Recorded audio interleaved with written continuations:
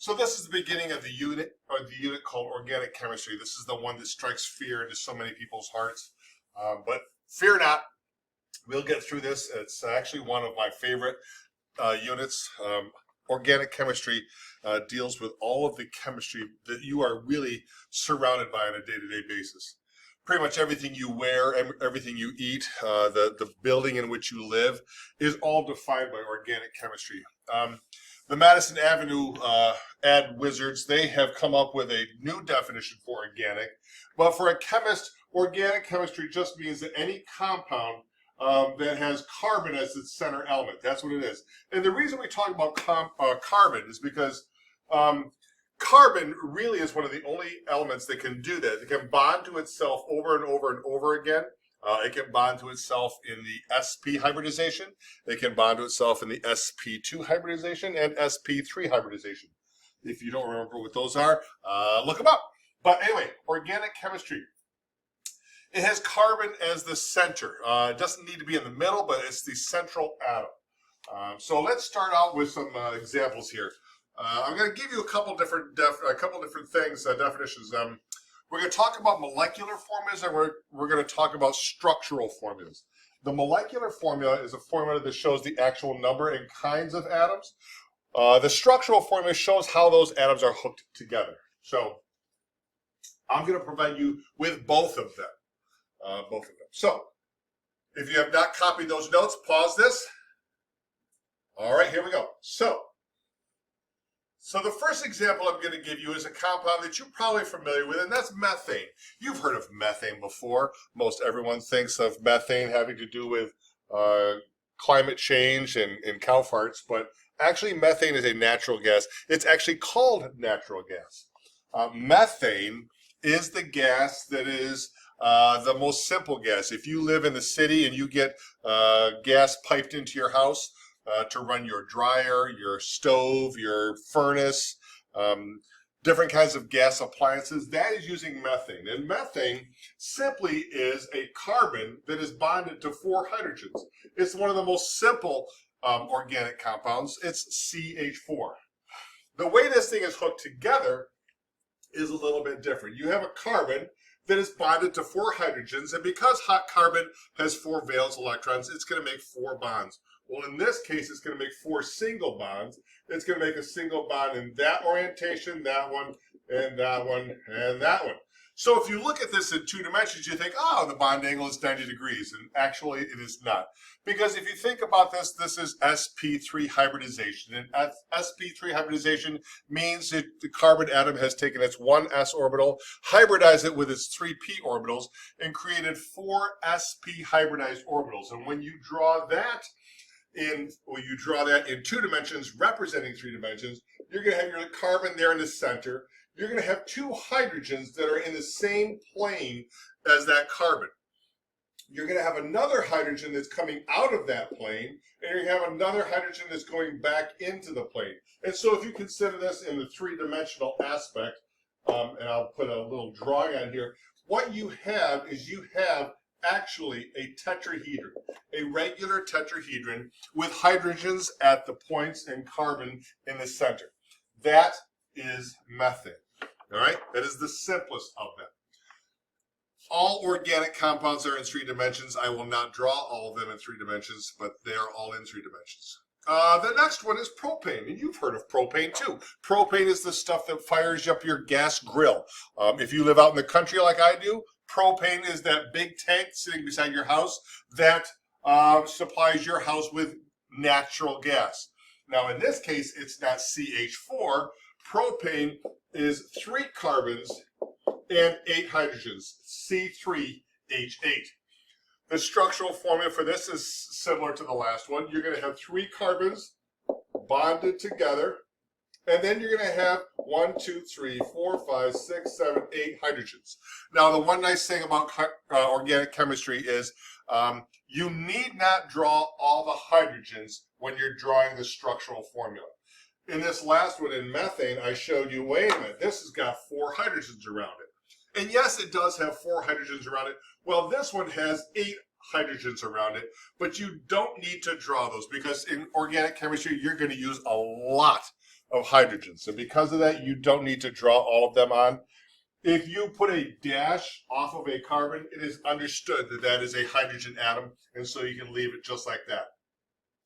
This too is Sp3 hybridized, and if we were to consider this in a three-dimensional state, it would look more like this, and then you have some elements coming off, the hydrogens coming off, and you have this weird kind of zigzaggy pattern. If you look it up on the Google or ask your Siri, they will show you a structural formula for propane, and it will be all zigzagging. It might show up in 3 dimensions, so make it more clear to understand.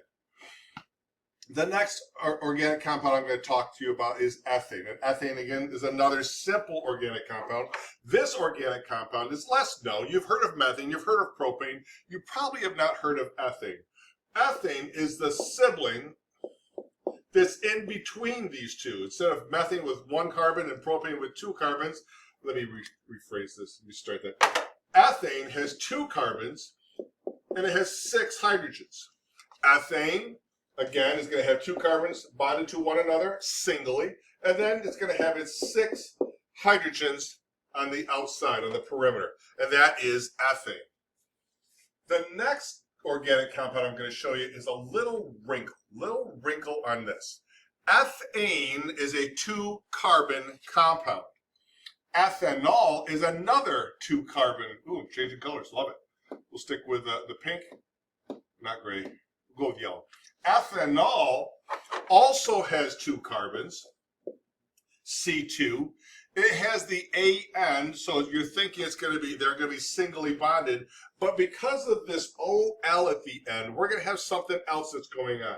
We're going to have 5 hydrogens, and the reason we have 5 hydrogens is because in between the last hydrogen and the carbon, we're going to stick an oxygen, and that's going to be an OH, that is the ethanol. That is what's called a functional group. A functional group is a little bit of an attachment, and we're going to talk about those. Those can be found on table R of your reference tables, but it's a group of elements bonded to an organic compound, changes its behavior. Ethane was 2 carbons in a row. Ethanol is 2 carbons in a row, like I said. All right. Ethane has 3 carbons on the first, 3 hydrogens on the first carbon, and it has 2 hydrogens on the second one. But now we're going to put in an oxygen, and that last hydrogen is in between. You're assuming the oxygen is in between that last carbon and the last hydrogen. So you get this structure here. This structure here, right here, changes this atom significantly. Ethane has a boiling point of somewhere around -176 degrees Fahrenheit. Ethanol has a boiling point of somewhere around 176 Fahrenheit. It's significantly different, okay? So like I said, ethane has a boiling point that's significantly different than ethanol. Ethane's boiling point, the temperature at which the vapor pressure is equal to the atmospheric pressure, and normal atmospheric pressure is -128 degrees Fahrenheit. However, the boiling point of ethanol at normal standard atmospheric pressure is +173 Fahrenheit. You're like, wait a minute. How is that little oxygen there in the middle able to change that? And that's exactly is. That little oxygen in there makes this element, makes this compound change from a compound that has London dispersion forces as its primary intermolecular force of attraction. See if there it is. This compound is symmetrical. This compound is nonpolar. This compound will have London dispersion forces as its primary intermolecular force of attraction. This compound down here, this one, has an oxygen in between a hydrogen, or rather a hydrogen bonded to an oxygen, and that creates the opportunity for hydrogen bonding. That hydrogen bonding opportunity, being the strongest intermolecular force of attraction, changes the boiling point of that, the behavior, the physical behavior of that compound significantly, okay? So that's the two differences between ethane and ethanol. Ethanol contains a functional group, but it contains the alcohol functional group. Ethanol is the alcohol that is derived from corn, fermentation of corn. Ethanol is also the alcohol that is in adult beverages. It is the least toxic. Yes, least toxic. They're all toxic. This is the least toxic of the alcohols. The last compound I want to talk to you about here is dimethyl ketone, also called propanone. It has a couple different names, but dimethyl ketone also has another name, a regular name called acetone. Acetone and dimethyl ketone and propanone, they are C3H6O. Very similar to propane, right here, C3H8, but dimethyl ketone has three carbons bonded in a row. All right, we have 6 hydrogens on either end, but then we have this double bonded oxygen in the center, and that double bonded oxygen is what makes this thing a ketone. Again, that is another functional group, and we'll talk about those later. Okay, so those are your examples. Let's jump into this then. Organic chemistry nomenclature. How is it arranged? Well, there's really 4 things. There's multiple parts. There's 4 things you need to know. There is the root, there is the suffix, there are prefixes, and there are numbers. So real quickly, the root is defined by the number of carbons. Here on table P tells you the number of carbons and therefore the root. We've talked about methane. Methane had 1 carbon. We talked about ethane and ethanol.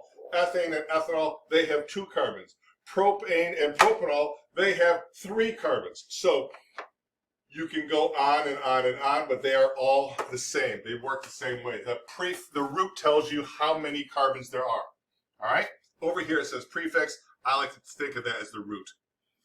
The suffix is the ending. The suffix can denote either which homologous series you're using or the homologous series and a functional group. And so we talked about ethanol. Ethanol has a homologous series and a functional group. Again, we will talk more about that. That is the OL is the suffix.